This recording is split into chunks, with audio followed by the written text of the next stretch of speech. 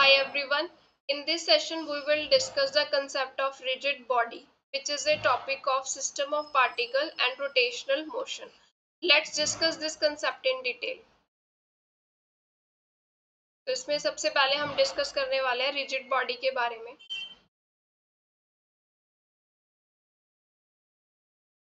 तो rigid body जो है वो होती क्या है?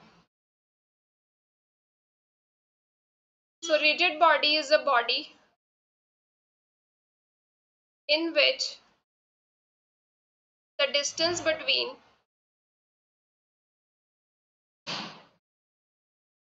any two constituent particles remain fixed after the application of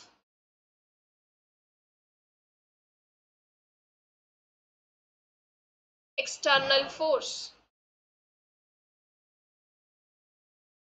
क्या मतलब हुआ इसका कि जैसे मान लो ये हमारे पास कोई रिजिड बॉडी है, इसके कोई दो कांस्टेंट पार्टिकल्स ले लिए, जैसे ये ए पार्टिकल और ये बी पार्टिकल, इन दोनों के बीच का डिस्टेंस डी ले लेते हैं. अब हमने इस बॉडी पे, ये क्या है, एक तरह की रिजिड बॉडी है, ठीक है, हमने एक बॉडी ली है, रिजिड बताते हैं क्या है, इस पे हमने फोर्स अप्लाई कर दी. जब हमने फोर्स अप्लाई की तो ये जो बॉडी है, इनके बीच में दो कांस्टेंट पार्टिकल के बीच का डिस्टेंस हमने क्या लिया था, डी. फोर्स लगने के बाद भी वो डिस्टेंस क्या रहेगा, सेम. ठीक है, तो कंस्टिट्यूएंट पार्टिकल्स के बीच का डिस्टेंस जब सेम रहता है after the application of external force, ऐसी बॉडी को क्या बोला जाता है, रिजिड बॉडी. फोर्स लगाएंगे, कुछ ना कुछ डिफॉर्मेशन तो होगी, डिफॉर्मेशन हो रही है, फिर भी जो पार्टिकल्स हैं, दो कंस्टिट्यूएंट पार्टिकल्स हैं, कोई भी दो पार्टिकल्स ले सकते हो आप, ठीक है, उनके बीच का डिस्टेंस क्या रहना चाहिए, सेम रहना चाहिए, फिक्स रहना चाहिए. ऐसी जो बॉडी होती है उसको क्या बोलते हैं हम, रिजिड बॉडी. बट रियल में क्या होता है, रियलिटी में nobody is rigid, perfectly rigid. Perfectly rigid body तो रियलिटी में एग्जिस्ट ही नहीं करती, क्योंकि जब हम फोर्स लगाएंगे तो कुछ ना कुछ क्या होगा, as on applying external force there will be deformation. कुछ ना कुछ तो डिफॉर्मेशन होगी बॉडी में. अगर डिफॉर्मेशन हो रही है तो दैट मीन्स जो डिस्टेंस है कंस्टिट्यूएंट पार्टिकल्स के बीच, वो भी क्या होगा, चेंज होगा. सो रियलिटी में तो कोई भी जो बॉडी है परफेक्टली रिजिड नहीं होती, कुछ ना कुछ डिफॉर्मेशन होती ही है. अगर डिफॉर्मेशन हो रही है दैट मीन्स जो डिस्टेंस है पार्टिकल्स के बीच वो क्या है, वो फिक्स नहीं रहेगा, वो चेंज हो रहा है. ठीक है, अब हम देखते हैं रिजिड बॉडी जो है वो कितने तरह का मोशन जो है वो परफॉर्म करती है. नेक्स्ट कंसेप्ट क्या है हमारा इसी के under, types of motion executed by rigid body. तो इसमें सबसे पहले हम बात कर लेते हैं ट्रांसलेशनल मोशन की.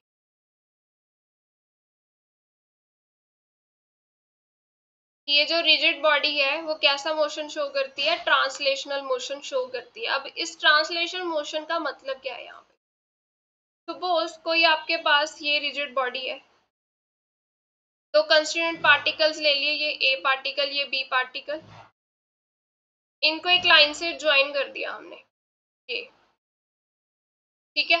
अब इसका ट्रांसलेशन मोशन हुआ, तो ये बॉडी मूव करके मान लो यहाँ पे आ गई, ये ए कंस्टिट्यूएंट पार्टिकल और ये बी, ठीक है, और इनको हमने ज्वाइन किया था, ये रही वो ज्वाइनिंग लाइन.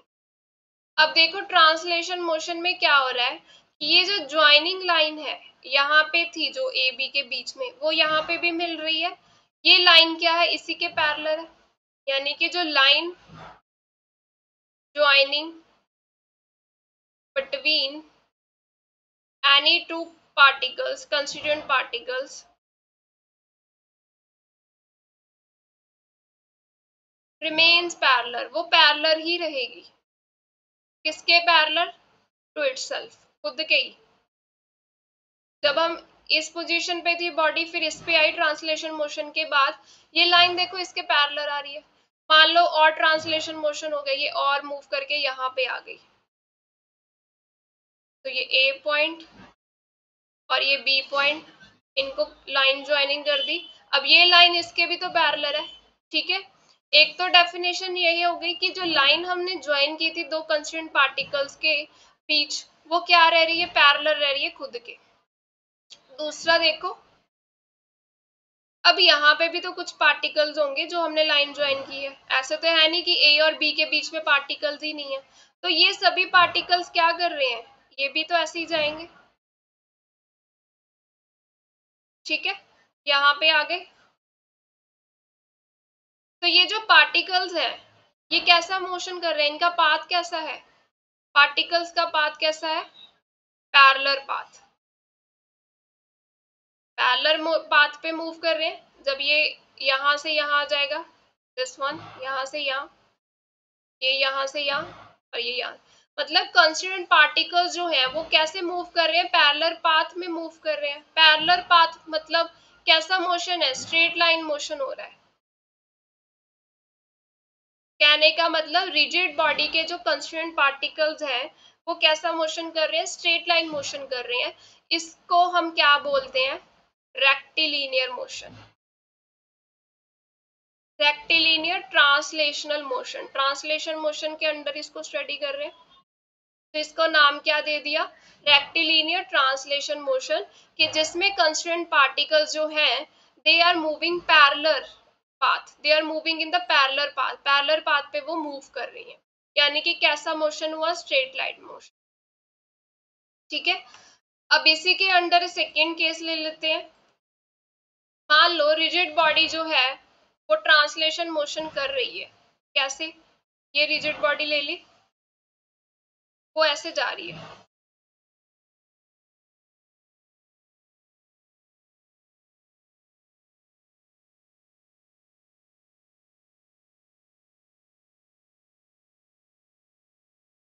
ठीक है।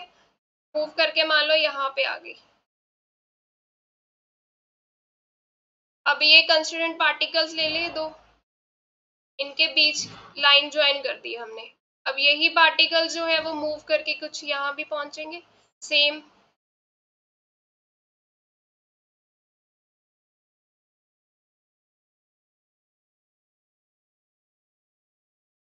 ठीक है। और बी की भी पोजीशन देख लेते हैं।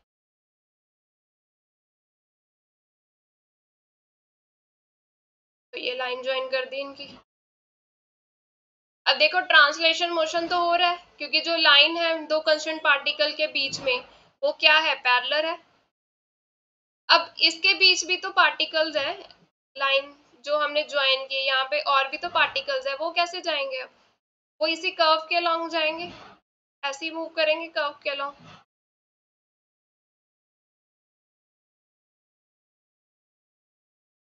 ठीक है। तो ये कैसा मोशन हुआ? दिस इज कर्विलीनियर ट्रांसलेशनल मोशन, क्योंकि यहाँ पे पार्टिकल्स कर्व के अलोंग मूव कर रहे हैं। सो ये कैसा मोशन है? कर्विलीनियर ट्रांसलेशन मोशन, ठीक है। सेकेंड टाइप का मोशन जो रिजिड बॉडी शो करती है that is rotational motion.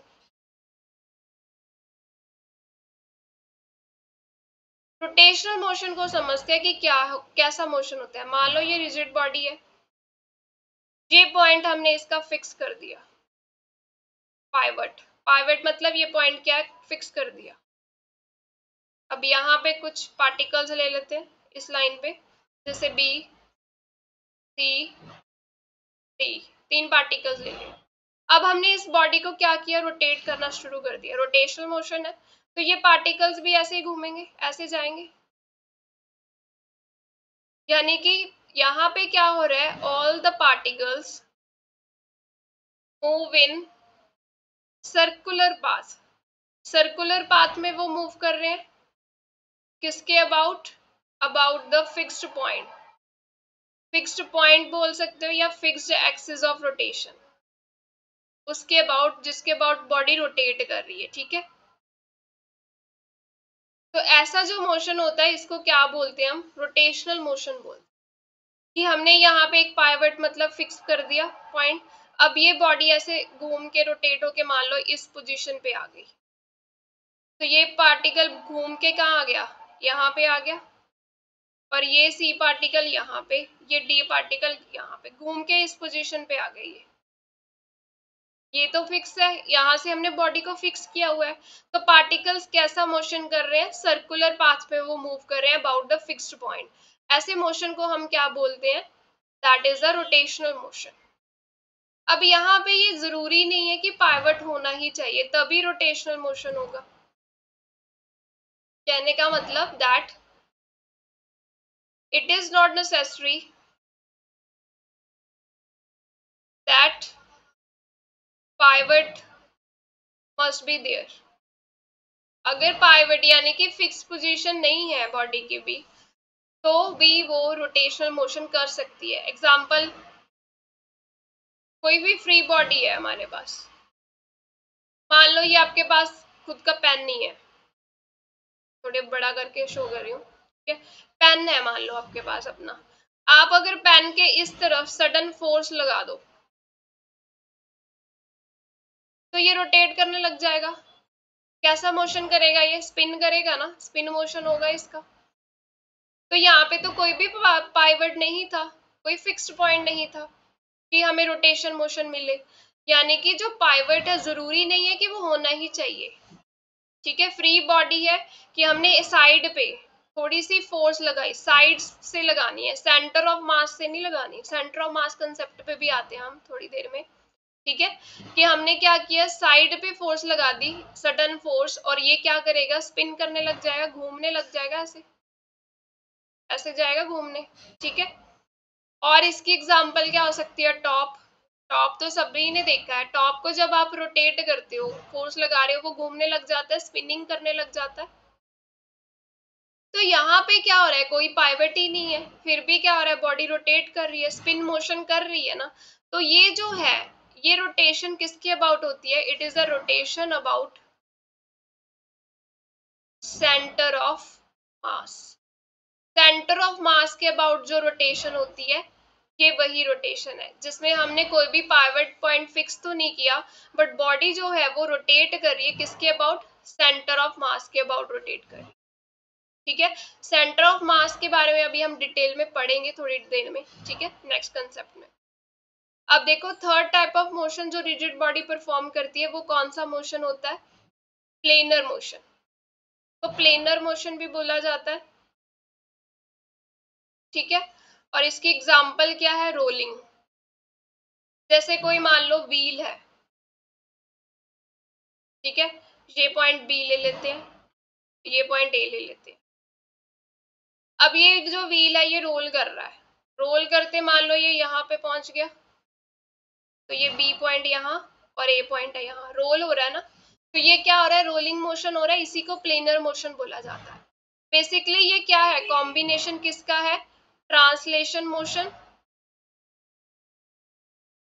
Plus rotational motion का कॉम्बिनेशन है ये।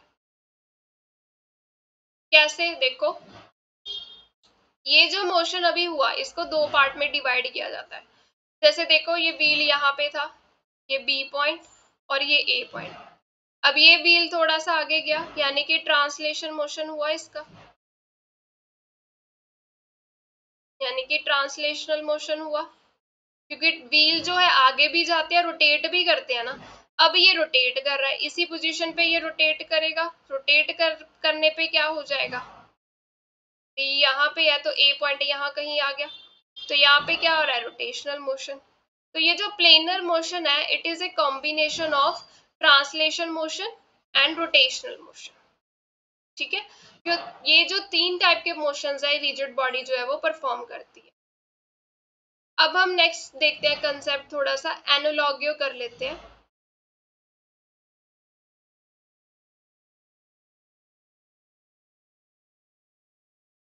between linear motion and rotational motion.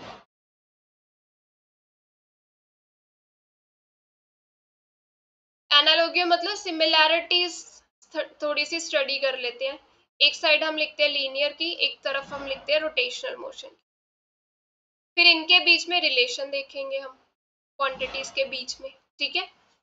तो सबसे पहले देखो, जब लीनियर मोशन होता है यहाँ पे हम किसको स्टडी करते हैं, लीनियर डिस्प्लेसमेंट को, ठीक है। और उसको किससे रिप्रेजेंट करते हैं, एस से। जब रोटेशनल मोशन होगा तो यहाँ पे क्या होगी, angular displacement.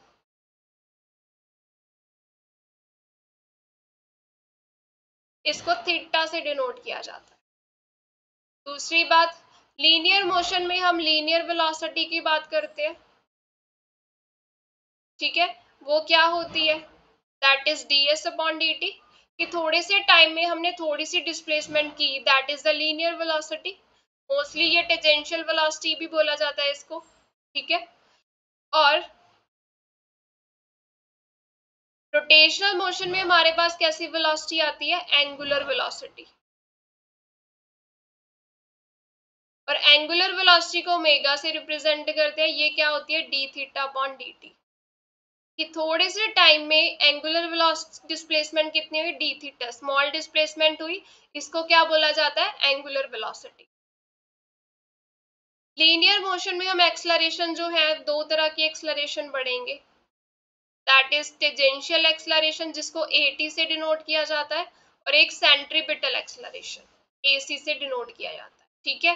But rotational motion में हम जो एक्सलरेशन पढ़ते हैं दैट इज एंगुलर एक्सलरेशन,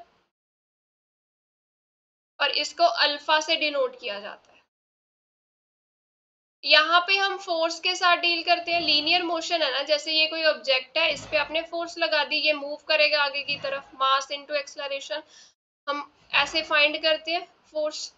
तो यहाँ पे हम फोर्स की बात करते हैं। रोटेशनल मोशन में हम किसकी बात करते हैं, टॉर्क की,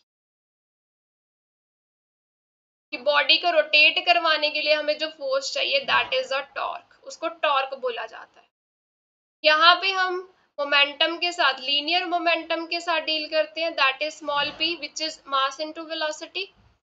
और रोटेशनल मोशन में हम किसकी बात करते हैं, एंगुलर मोमेंटम।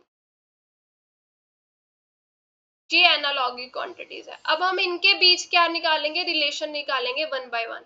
सबसे पहले लीनियर डिस्प्लेसमेंट और एंगुलर डिस्प्लेसमेंट के बीच, फिर लीनियर वेलोसिटी एंगुलर वेलोसिटी के बीच, एक्सलरेशंस के बीच देखेंगे, ठीक है। फिर टॉर्क को स्टडी भी करेंगे, फिर मोमेंटम को, ये एक वन बाय वन सभी क्वांटिटीज को हम स्टडी करेंगे।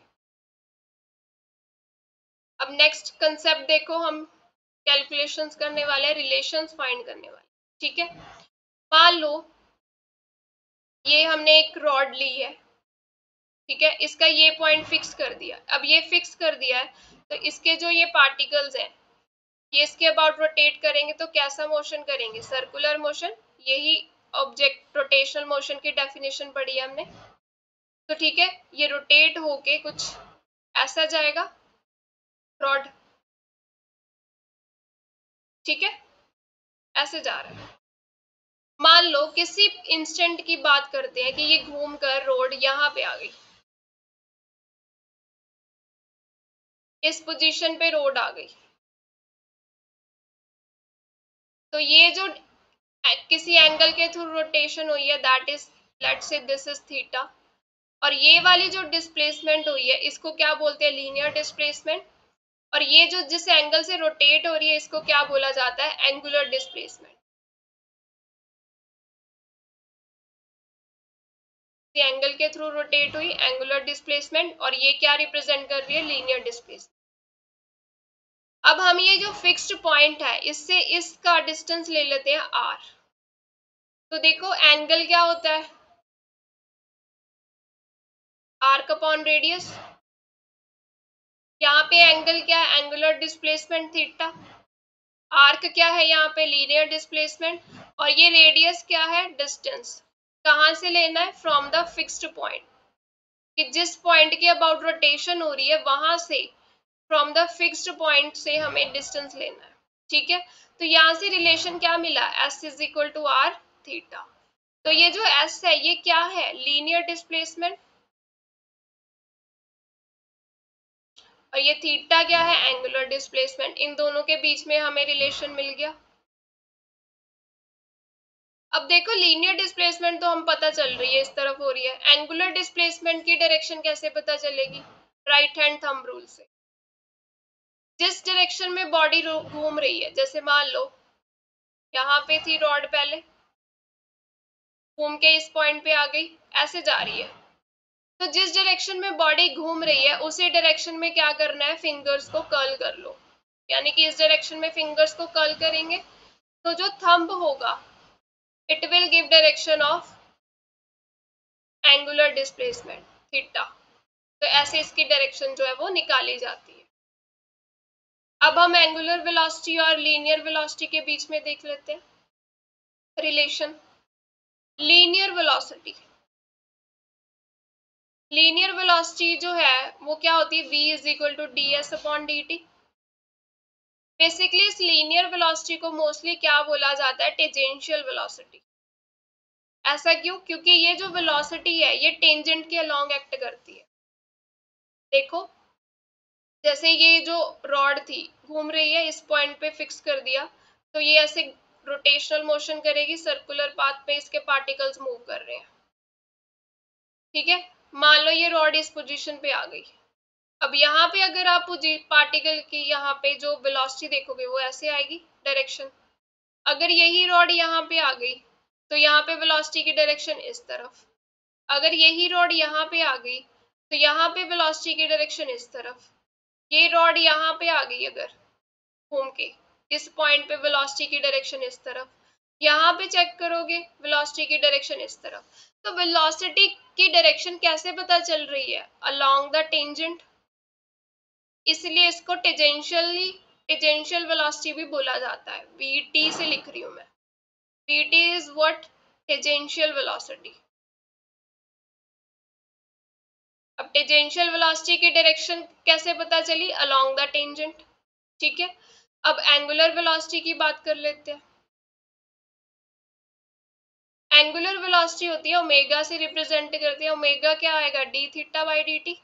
कि स्मॉल टाइम में स्मॉल एंगुलर डिस्प्लेसमेंट हमने देखी, तो ये क्या आती है हमारे पास, एंगुलर वेलोसिटी। अब इसकी जब हमने डायरेक्शन फाइंड करनी है, direction is find by right hand thumb rule. देखो कैसे, मान लो ये ऑब्जेक्ट है, कोई रोटेशनल मोशन कर रही है, ऐसे घूम रही है। ठीक है, तो जिस डायरेक्शन में बॉडी घूम रही है उसी डायरेक्शन में क्या करोगे, फिंगर्स को, राइट हैंड की फिंगर्स को कर्ल कर दो। इस डायरेक्शन में कर्ल होंगी फिंगर्स ऑफ राइट हैंड। तो थंब क्या है, वो हमें डायरेक्शन बताएगा एंगुलर वेलोसिटी की। अब अगर हम इसमें देखें, हमने कर्ल्स की फिंगर इस तरफ, तो थंब कहाँ पे जाएगा, आउट ऑफ पेज। तो आउट ऑफ पेज क्या आ गई, डायरेक्शन आ गई एंगुलर वेलोसिटी की। एक और सिचुएशन देख लेते हैं। मान लो ये कोई ऑब्जेक्ट ऐसे घूम रही है, एक्सिस ऑफ रोटेशन शो कर देते हैं, ये एक्सिस ऑफ रोटेशन है, इसके अबाउट ऐसे घूम रही है, ऐसे जा रही है। अब देखो हम फिंगर्स को कर्ल करेंगे ऐसे की तरफ, इस तरफ, तो जो थंब है वो अपवर्ड डायरेक्शन में जाएगा, यानी कि अपवर्ड। ये वाली डायरेक्शन क्या होगी, एंगुलर वेलोसिटी की। एक बात याद रखनी है, जो इसकी डायरेक्शन होती है it is along axis of rotation. अब यहाँ पे अपवर्ड डायरेक्शन आई है, किस, ये देखो ये एक्सिस ऑफ रोटेशन ही तो है, एक्सिस ऑफ रोटेशन के अलोंग डायरेक्शन आई है इन द अपवर्ड डायरेक्शन, ऐसे।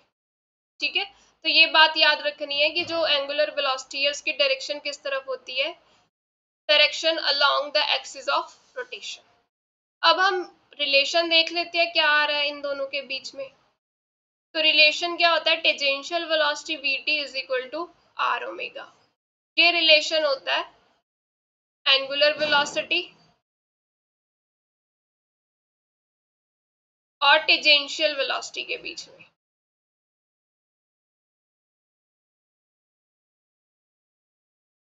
ठीक है, अब एक इंपॉर्टेंट कंसेप्ट इसमें नोट करने वाला क्या है, देखो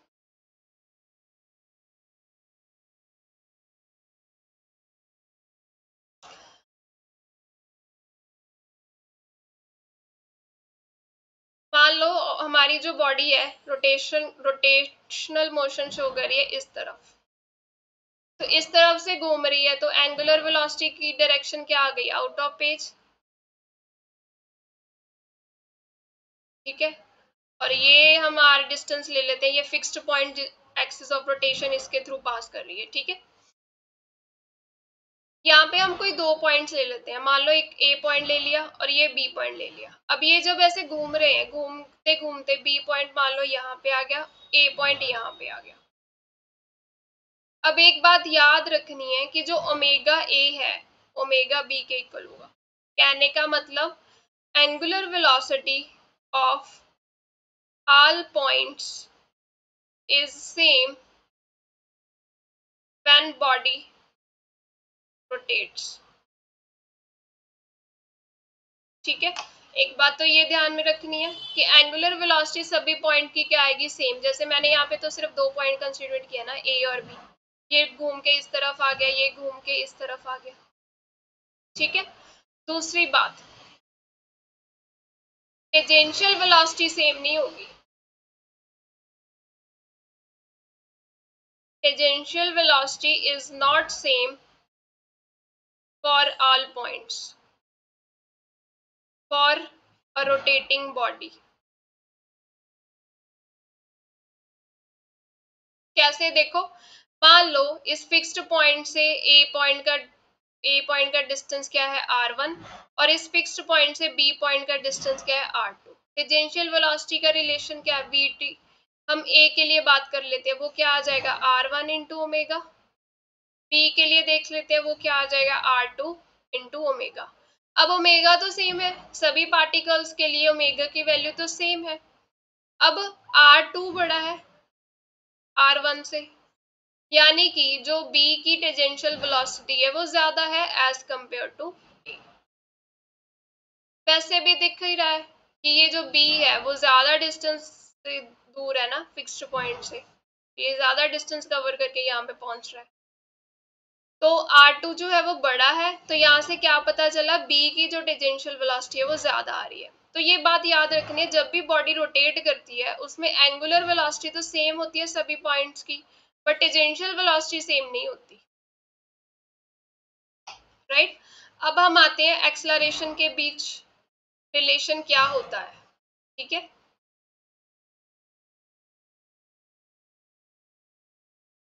linear acceleration and rotational acceleration, इनके बीच रिलेशन क्या होता है। सबसे पहले हम देखते हैं लीनियर एक्सलरेशन होती क्या है। जब भी लीनियर मोशन होता है उसमें जो एक्सलरेशन होती है वो टू टाइप्स की आती है। एक तो आती है टेंजेंशियल एक्सलरेशन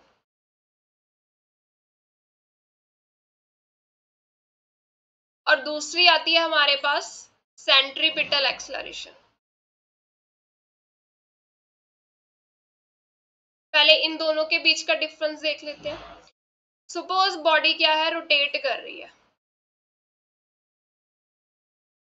मान लो ये ऑब्जेक्ट ऐसे सर्कुलर पाथ में रोटेट कर रही है, ऐसे रोटेशनल मोशन हो रहा है।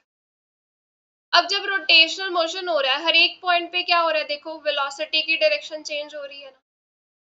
अगर इस पॉइंट पे देखोगे वेलोसिटी इस तरफ, इस पॉइंट पे देखोगे वेलोसिटी इस तरफ, इस पॉइंट पे देखोगे वेलोसिटी इस तरफ, इस पॉइंट पे देखोगे वेलोसिटी इस तरफ।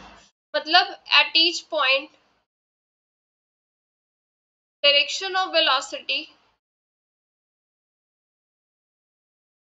चेंजेस।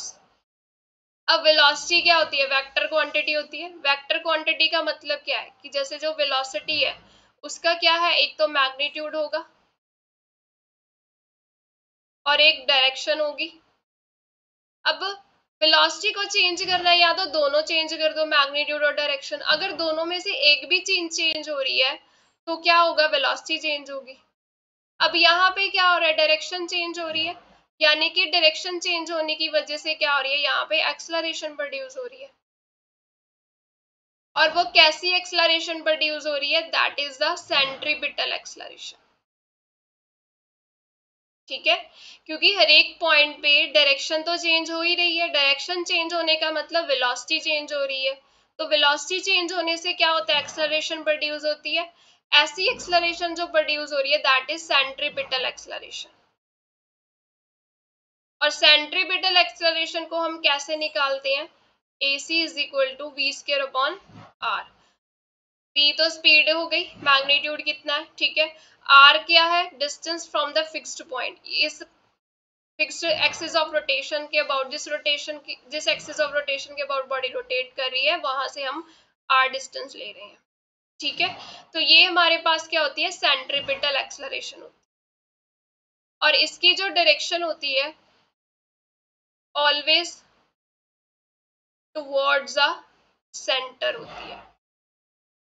अगर यहाँ पे देखें सेंट्रीपिटल एक्सलरेशन की डायरेक्शन किस तरफ होगी, इस तरफ, टुवर्ड द सेंटर। ठीक है, अब बात करते हैं टेंजेंशियल एक्सलरेशन की। टेंजेंशियल एक्सलरेशन कब प्रोड्यूस होती है, that is AT which is equal to d/dt of VT। यानी कि जब टेंजेंशियल वेलोसिटी का मैग्नीट्यूड चेंज होगा तब टेंजेंशियल एक्सलरेशन जो है वो प्रोड्यूस होगी। ठीक है, tangential acceleration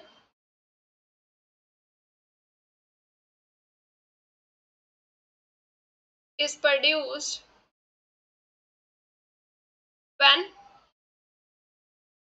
magnitude of tangential velocity changes।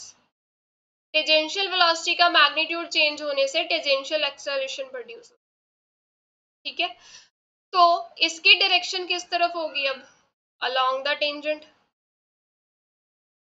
क्योंकि वेलोसिटी जो है वो टेंजेंट के अलोंग है, एक्सेलरेशन भी टेंजेंट के अलोंग ही आएगी।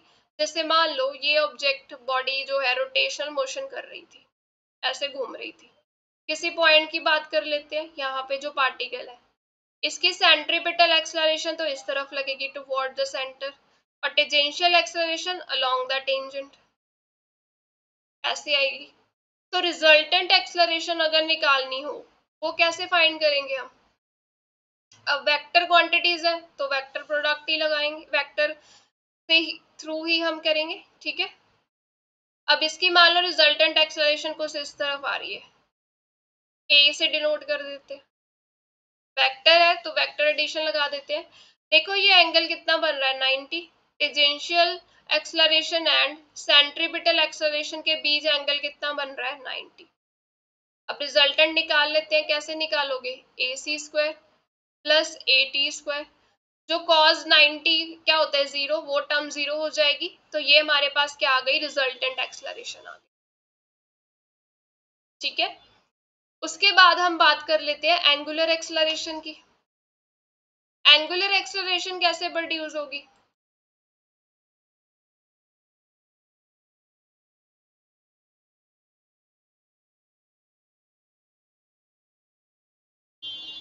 That is alpha which is equal to d omega by dt। किस, हमारी जो एंगुलर स्पीड है, एंगुलर वेलोसिटी चेंज हो रही है विद द टाइम, उससे एंगुलर एक्सेलरेशन जो है वो प्रोड्यूस हो। ठीक है, एक पॉइंट यहाँ पे एक और बताना है कि अगर मान लो ये बॉडी ऐसे रोटेट कर रही थी, ठीक है, यहाँ पे किसी पार्टिकल की बात कर लेते हैं, इस तरफ इसकी टेंजेंशियल एक्सेलरेशन होगी, हमने इसी डायरेक्शन में क्या लगा दी, फोर्स लगा दी, मतलब वेलोसिटी की डायरेक्शन इस तरफ होगी ना टेंजेंट के अलोंग, हमने इस तरफ फोर्स लगा दी। तो फोर्स लगाने से क्या हो रहा है, मैग्नीट्यूड चेंज हो रहा है, मैग्नीट्यूड चेंज हो रहा है। ठीक है, किस डायरेक्शन में, अलोंग द VT, जिस डायरेक्शन में टेंजेंशियल वेलोसिटी है उसी डायरेक्शन में फोर्स है, तो इसी डायरेक्शन में क्या आएगी, एक्सलरेशन आएगी, यानी कि जो AT टेंजेंशियल एक्सलरेशन होगी it is parallel to tangential velocity. एक तो केस ये हो गया। अगर हम मान लो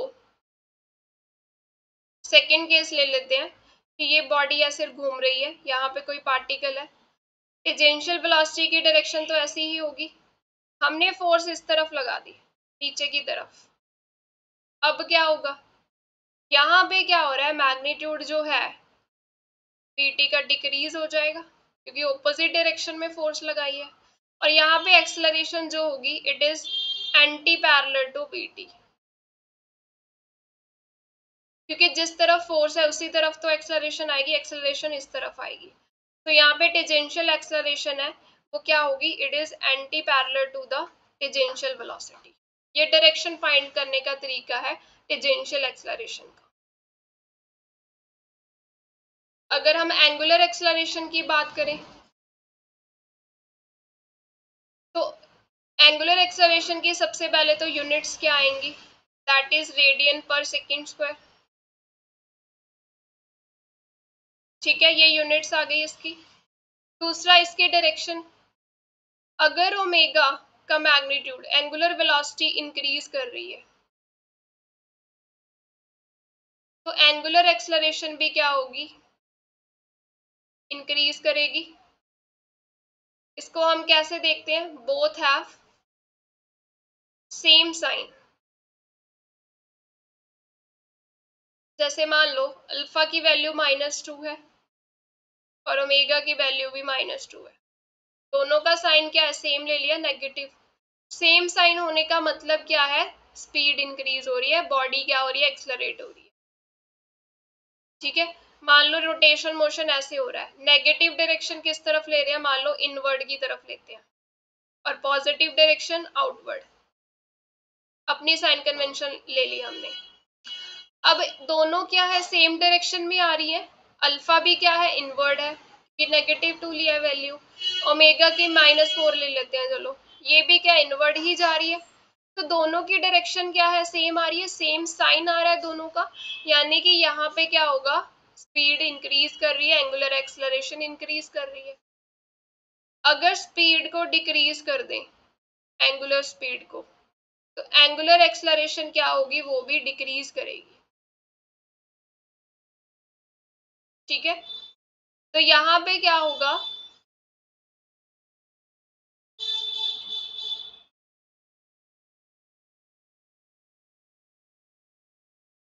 यहाँ पे क्या होगा, जो एंगुलर एक्सलरेशन है वो क्या करेगी, ओपोज कर रही है, अपोज टू एंगुलर वेलोसिटी। यहाँ पे क्या था, बोथ हैव सेम साइन, यानी कि अल्फा और ओमेगा, अल्फा मतलब angular acceleration, it supports the angular velocity, यहाँ पे वो अपोज करेगी सेकेंड सिचुएशन में, यानी कि ये दोनों क्या होंगे, डिफरेंट साइन के होंगे। न्यूमेरिकल में साइन कन्वेंशंस यूज होती हैं तो उसके अकॉर्डिंग यही लगाएंगे।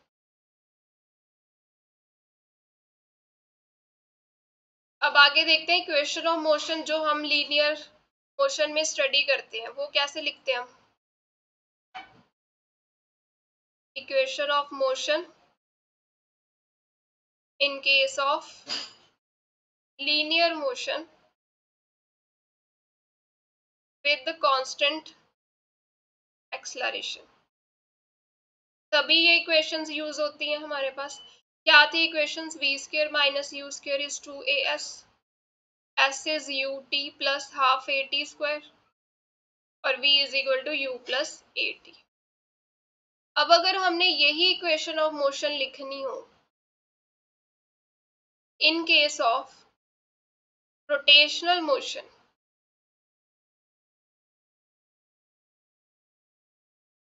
तो ये जो इक्वेशन ऑफ मोशन है वो कैसे चेंज हो जाएंगी, कांस्टेंट या फिर यूनिफॉर्म।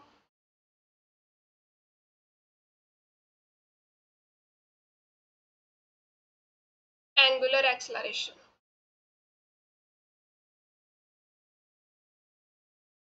देखो v क्या है यहाँ पे, फाइनल स्पीड, तो final angular speed it is equal to minus u square, तो माइनस इनिशियल एंगुलर स्पीड आ जाएगी, it is equal to 2, a क्या है यहाँ पे एक्सलरेशन, तो एंगुलर एक्सलरेशन अल्फा, एस क्या है यहाँ पे डिस्प्लेसमेंट, लीनियर डिस्प्लेसमेंट, तो एंगुलर डिस्प्लेसमेंट आ जाएगी। ठीक है, एस सेकेंड इक्वेशन देखो, s is equal to u t plus half a t square, तो ये क्या है लीनियर डिस्प्लेसमेंट है, ये एंगुलर डिस्प्लेसमेंट, u की जगह initial angular velocity t time plus half, एक एक्सलरेशन की जगह एंगुलर एक्सलरेशन टी स्क्वायर, और थर्ड जो है हमारे पास आ गई final angular speed equal to initial plus alpha into t, तो दोनों में एनालॉगी हमें पता चल गया। ये equation of motion particular condition में ही लगती है, जैसे ये यूनिफॉर्म एक्सलरेशन के लिए और ये यूनिफॉर्म एंगुलर एक्सलरेशन। अब इसके बाद हम बात करते हैं टॉर्क की।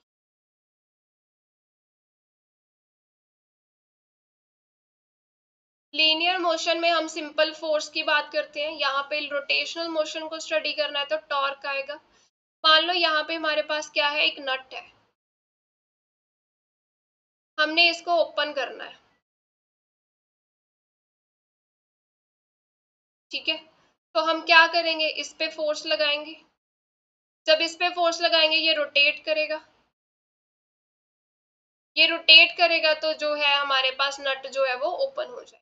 ठीक है, यानी कि यहाँ पे जो टॉर्क है हमने देखना है कि अमाउंट ऑफ टॉर्क या अमाउंट ऑफ रोटेशन वो किस पे डिपेंड कर रही है, एक तो ये कि हम कितनी फोर्स लगा रहे हैं, अगर यहाँ पे हम ज्यादा फोर्स लगाएंगे तो रोटेशन भी तो ज्यादा मिलेगी ना, टॉर्क ज्यादा होगा यहाँ पे। ठीक है, दूसरा किस डिस्टेंस पे फोर्स लगा रहे हैं, जैसे देखो दो सिचुएशन लेते हैं, ये नट है और इसको हमने क्या करना है, ओपन करना है, तो मान लो आप इस आर डिस्टेंस पे फोर्स लगा रहे हो, यहाँ पे फोर्स लगा दी, और सेकेंड केस में हमने फोर्स कहाँ पे लगाई, यहाँ पे फोर्स लगाई, ये आर डिस्टेंस पे, तो रोटेशन किस में इजी होगी, इसमें होगी ऑब्वियस। तो ये डिस्टेंस पे भी डिपेंड करता है कि हम किस डिस्टेंस पे फोर्स लगा रहे हैं ताकि हम इसको ओपन कर सके। ठीक है, तो ये जो आर है इसको हम क्या बोलते हैं, मूवमेंट ऑफ आर्म। तीसरा किस एंगल पे फोर्स लगा रहे हैं उस पर भी डिपेंड करती है। ठीक है, कैसे पता चलेगा, देखो जैसे ये नट है, इसको हमने ओपन करना है, अब किसी एंगल पे फोर्स लगा दी, ऐसे लगा दी फोर्स, ये फोर्स ऐसे आगे हम कर देते हैं, ये एंगल क्या आ गया, थीटा। अब इस थीटा एंगल पे भी डिपेंड करती है कि हमारी जो टॉर्क लग रही है कितनी लगेगी। ठीक है, यहाँ पे हम कंपोनेंट को रिजोल्व कर देते हैं, ये एफ कॉस थीटा हो जाएगा इस तरफ और इस तरफ एफ साइन थीटा।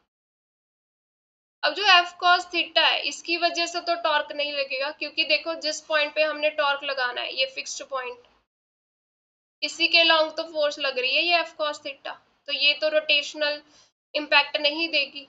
तो यहाँ पे जरूरी क्या है, F sine theta which is perpendicular to r. तो ये जरूरी है कि हम किस एंगल पे फोर्स लगा रहे हैं और किस डिस्टेंस पे फोर्स लगा रहे हैं और कितनी फोर्स लगा रहे हैं, तभी ये जो नट है वो ओपन होगा। यानी कि हमें करेक्ट अगर टॉर्क देखना हो, टॉर्क की डिपेंडेंसी देखनी हो, तो वो किस पे डिपेंड कर रहा है, torque is r sine r F sine theta, distance moment of arm पे डिपेंड कर रहा है, फोर्स पे डिपेंड कर रहा है कितनी फोर्स लगा रहे हैं, किस एंगल पे फोर्स लगा रहे हैं उस पे टॉर्क जो है वो डिपेंड करता है। तो अगर इसको वेक्टर फॉर्म में लिखना वो क्या बन जाएगा, क्रॉस प्रोडक्ट आ जाएगा आर क्रॉस एफ। ठीक है, और क्रॉस प्रोडक्ट जब हम खोलते हैं यहाँ पे एक यूनिट वेक्टर भी तो होता है एन कैप, ये एन कैप क्या बताता है, डायरेक्शन ऑफ टॉर्क। मान लो आर की डायरेक्शन इस तरफ है, एफ ऊपर की तरफ लग रहा है, तो हमें क्या लेना है, आर क्रॉस एफ। अगर आर क्रॉस एफ ऐसे जाओगे तो टॉर्क की डायरेक्शन क्या आ रही है, आउट ऑफ फेज आ रही है, यानी कि ये क्या है, perpendicular to the plane containing r and F. जिस प्लेन में आर होगा एफ होगा उसके परपेंडिकुलर होगी टॉर्क की डायरेक्शन। ठीक है, साइन कन्वेंशन क्या लेते हैं, अगर तो एंटी क्लॉकवाइज जा रहे हैं हम तो टॉर्क की वैल्यू पॉजिटिव लेते हैं, अगर क्लॉकवाइज जाते हैं हम तो टॉर्क की वैल्यू नेगेटिव लेते हैं। ये साइन कन्वेंशंस होती है। ठीक है, अब हम रिलेशन भी देख लेते हैं टॉर्क का। देखो हमारे पास लीनियर फोर्स क्या थी, F is equal to m में, दोनों साइड हमने R से डिवाइड कर दिया। अब R इंटू एफ क्या होता है, टॉर्क ही तो होता है, दोनों साइड R से मल्टीप्लाई किया तो ये क्या बना, MAR। और जो हमारे पास एक्सलरेशन होती है टेंजेंशियल एक्सलरेशन, उसका रिलेशन होता है एंगुलर एक्सलरेशन के साथ, ये वाला अल्फा इंटू आर, यहाँ पे फिल कर देंगे m alpha r into r, तो टाउ की वैल्यू क्या आ गई, एम अल्फा आर स्क्वायर। अगर इसको रीअरेंज कर दे, m r square into alpha, ये क्या होता है, moment of inertia into alpha. अब देखो एनालॉगी इस रिलेशन में और इस रिलेशन में, लीनियर मोशन में हमारे पास फोर्स होती है F, यहाँ पे क्या आ गई, टॉर्क। एक्सलरेशन, ये लीनियर एक्सलरेशन और ये एंगुलर एक्सलरेशन, ये यहाँ पे मास, जो रोल मास यहाँ पे प्ले कर रहा है वो यहाँ पे क्या रोल प्ले करेगा, मोमेंट ऑफ इनर्शिया। तो ये रोटेशनल मोशन का रिजल्ट है हमारे पास, और ये लीनियर मोशन के लिए हम जो रिलेशन यूज। Thank you.